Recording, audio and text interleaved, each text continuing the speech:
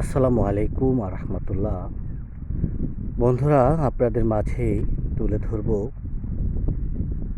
দেখতে পাচ্ছেন কিভাবে পদ্মা নদী থেকে জেলেরা এই কাঠার মাধ্যমে মাছ সংগ্রহ করে, সেই চিত্রটা আপনাদের মাঝে তুলে ধরব। যেমনটি দেখতে পাচ্ছেন আপনারা, এই জায়গাটায় কিছু বাঁশ এবং কিছু কাঠা জাতীয় জিনিসের ডাল রয়েছে, সেগুলো এখানে রাখা দেখতে পাচ্ছি আমরা। তো কিছু কস্তুরীপানা রয়েছে। এই জায়গাটায় কিন্তু অনেক মাছ রয়েছে, ছোট ছোট মাছ, বড় বড় মাছ এই জায়গাটায় রয়েছে। তো এই জায়গার মাছগুলো জেলেরা কিন্তু জাল দিয়ে ঘেরাও করে তারপর মাছগুলো সংগ্রহ করে বাজারে নিয়ে বিক্রয় করে থাকে।